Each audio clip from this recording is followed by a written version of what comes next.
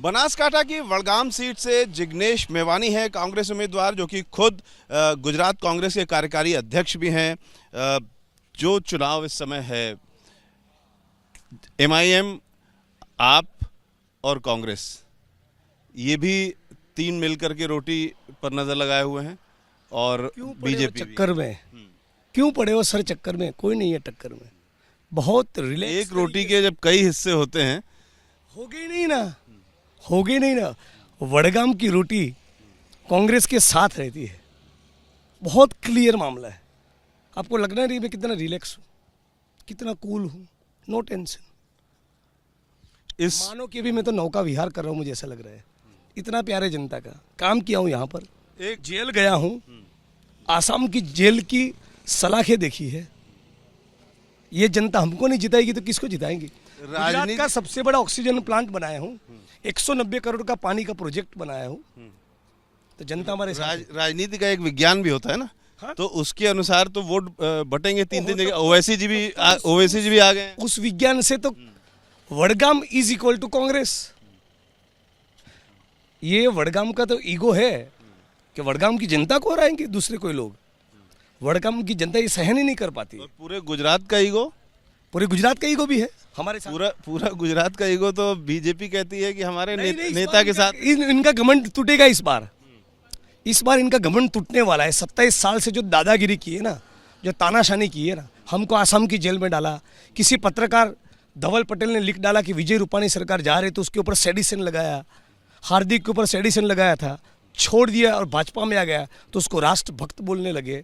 ये जो भाजपा का चरित्र है, बिल्किस बानो के बलात्कारियों को जेल में से छोड़कर मिठाई खिलवाई, ऊना के पीड़ितों को न्याय तो नहीं दिया, अभी उनको जान से मार देने की धमकी मिल रही है।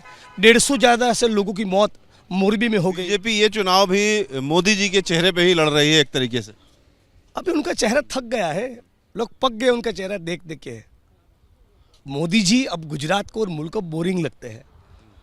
उनका भाषण सुनने, उनकी बात सुनने कोई नहीं जाता। भीड़ तो लगती है। क्या है? भीड़ तो बहुत होती है। वही बताता हूँ। ये तो क्या, सारी आशा वर्कर, आंगनवाड़ी के बहन, जीआईएसएफ के जवान, सफाई कर्मी, पुलिस के कांस्टेबल, होमगार्ड के लोग, patwari, teacher, PSI, PI, SP, TDO, DDO, collector, सबको काम पे लगाकर दुनिया की सरकारी बसें बंद करवाकर उन बसों में जनता को भर भर के, महिलाओं को ये कहकर कि साड़ी मिलेगी तुमको, खाना मिलेगा, तब जाकर भीड़ आती है। नेचुरली सुनने तो हमको आते हैं लोग। फर्स्ट फेज में कितनी सीटें आप एक्सपेक्ट कर रहे हैं? 65-70% से ज़्यादा।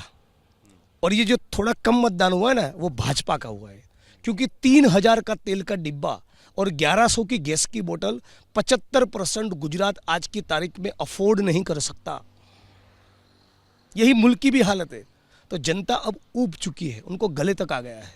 इस 93 सीट पर अब चुनाव होने जा रहा है। कितनी सीट? पिछली बार 53 थी आपकी। उसमें से मैक्सिमम सीट हमको मिलेगी। मैजिक फिगर क्रॉस करेंगे, 120 का आंकड़ा पार करेंगे और इस बार गांधीनगर में उड़ेगा कांग्रेस का गुलाल।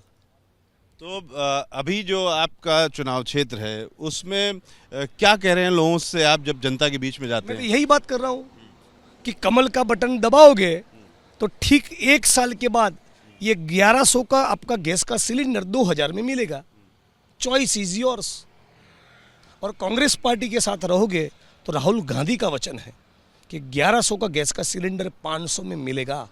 राजस्थान की अशोक गहलोत सरकार की तरह 10 लाख का मेडिकल बीमा फ्री, पुरानी पेंशन योजना को लागू करेंगे, आउटसोर्सिंग और कॉन्ट्रैक्चुअल कर्मचारियों को परमानेंट करेंगे, 3000 इंग्लिश मीडियम की स्कूल, 1 लीटर दूध पर 5 रुपए की सब्सिडी। ये हमारा एजेंडा है। हर बार मोदी जी कहाँ ये कहने को तैयार है कि मैं मोरबी के विक्टिम्स को न्याय दूंगा? कह रहे नहीं कह रहे। खाली पड़े सरकारी पदों में भर्ती करूंगा? कह रहे नहीं कह रहे। 3000 का तेल का डिब्बा 2000 में मिलेगा? कह रहे नहीं कह रहे। तो न बेरोजगारी दूर करने को तैयार है, न महंगाई दूर करना चाहते हैं, चूंकि आप न पीड़ितों को न्याय देना चाहते हैं। चूंकि आप कार्यकारी अध्यक्ष भी हैं, तो इंटरनल रिपोर्ट आपके पास होगी।